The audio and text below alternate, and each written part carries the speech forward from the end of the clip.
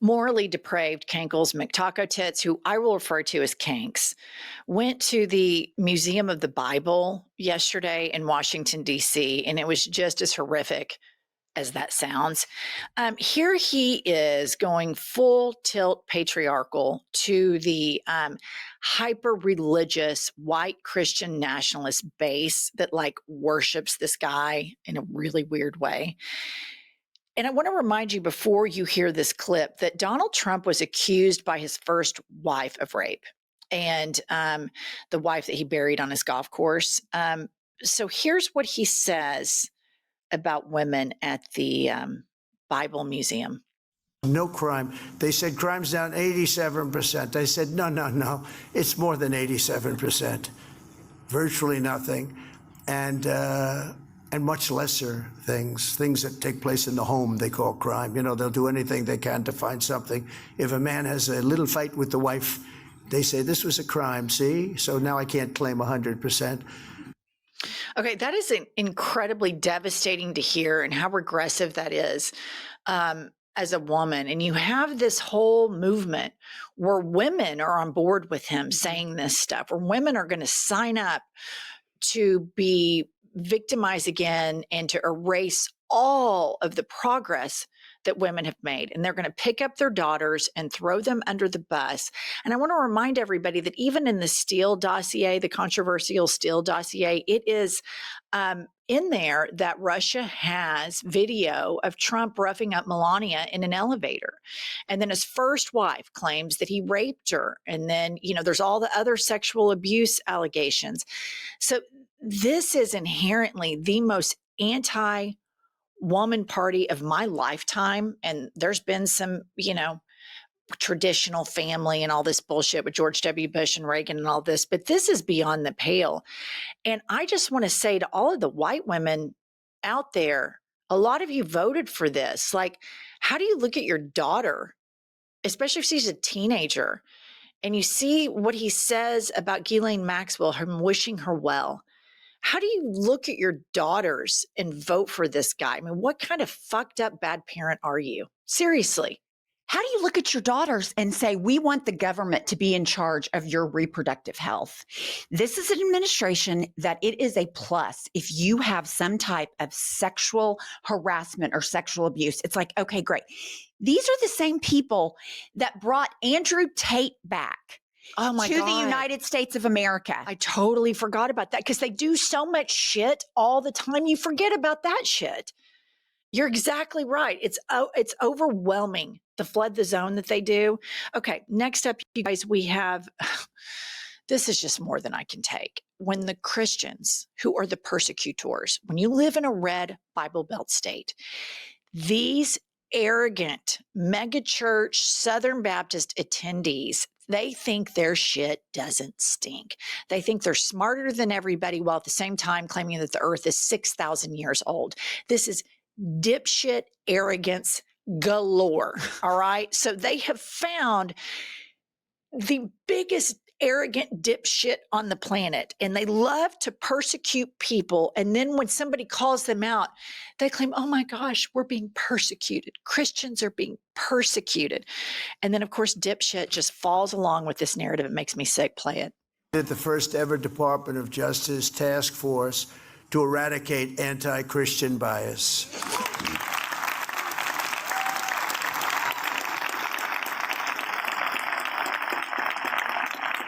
And for those people that are a little bit naive or not well-read, there is a tremendous anti-Christian bias. We don't hear about it. We don't think about it. You hear about anti-Semitic, but you don't hear about anti-Christian. No, you have a strong anti-Christian bias, but we're ending that rapidly. I will tell you, we're in a much different world today than we were 1 year ago. Okay, I want to say something about this. All right. First of all, those that aren't well read, the people he's talking to literally believe that people used to be 900 years old. I mean, these are really stupid, willfully stupid people where you have bodies of evidence that they say, nope, we're not going to listen to these people. But I want to defend here quickly because this doesn't get talked about at all. You always hear about the rise of anti-Semitism, which everybody opposes that. And I would say that the actions of Israel are making people more anti-Semitic, and the embrace of far right leaders like him is where anti-Semitism incubates. And now he's talking about, anti-Christian bias, which guilty as charged. I totally have that from living in a Bible Belt state. It's very easy to get when you live around these loons. What about the rise in racism? Right. Where's that? Why aren't we standing up for our sisters and brothers of color? What about the rise in anti-immigration rhetoric? Because here's what they're doing to those people. They're locking them up and sending them to CCOT. They're sending them to Alligator Alcatraz. They're fetishizing it on the White House Instagram. The talk about inner cities and people from inner cities, and some people are just born criminals and they can't be helped. What about the rise in just fucking straight up racism? Is anybody going to address that? Because that's what I see above and beyond everything else, because it's not just enough for them to be racist. They want to lock innocent people up and celebrate it and salivate over it.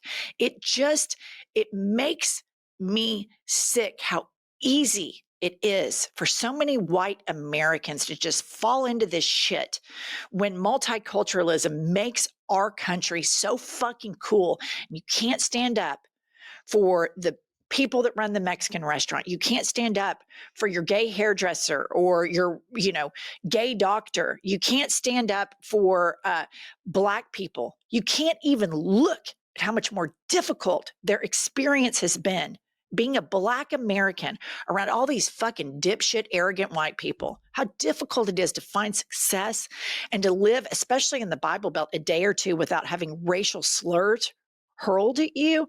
But, if you talk about it, then they say you're a race baiter, you're a race hustler, and all this stuff. I'm so sick of this shit. I'm so fucking sick of it. Well, and let's not forget, Christianity is patriarchal. It is misogyny, Racist. and racist, start to finish. The reason the Christians are all behind this is because they think they're special. We could never get deported because we're special. We're chosen. And it is disgusting and it is gross. And I believe, based on just anecdotal evidence, people that have always gone to church see this movement and see the hypocrisy of what Christians are doing with the racism and the misogyny and the bigotry against gay people. And they are leaving religion. And I hope that that will continue, because they're like, I can't put my name behind a movement that treats other people like this. This goes against everything I was taught that Jesus stood for in the Bible. These people are absolutely going against everything they say they believe. And so I am hopeful in the, after this is all through, God willing, tongue in cheek, that people are going to be leaving Christianity because they're going to see how it primed the pump for somebody exactly like Donald Trump. I don't know about that. I'm reading some results about some polling about Gen Z running to religion. And so I'm seeing contradictory charts than that. And that's very, very troubling for me, especially the glamorizing of the trad wife stuff and the streamlining of all of this.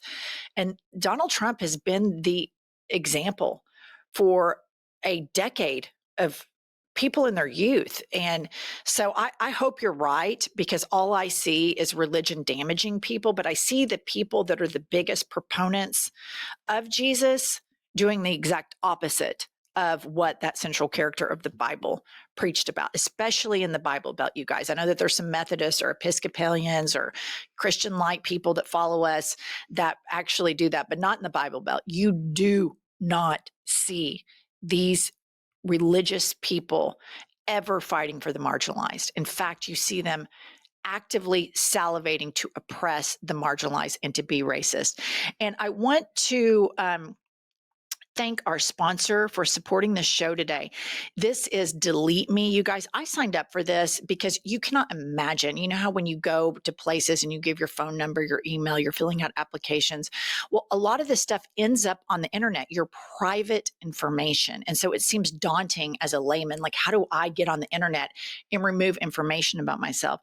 So you can sign up for Delete Me, and they go through and they do the work for you. In fact, New York Times Wirecutter has named Delete Me their top pick for data removal services. What's great about Delete Me is it doesn't just do it one time. It continues to look at the internet and remove your private data if it pops up again. Listener, take control of your data and keep your private life private by signing up for Delete Me now at a special discount for our listeners. Today, get 20% off your Delete Me plan by texting IHIP to 64,000. The only way to get 20% off is to text IHIP to 64,000.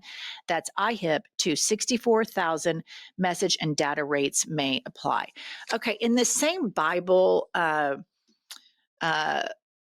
shit show that he went to, the History of the Bible Museum or whatever performative religiosity they have going on, I want you to see that even no matter where he is, the dementia is never far away. Listen to this clip. That's what we're doing. We're in a golden age. We're at the very beginning of a golden age. So much progress has been made in the last 8 months.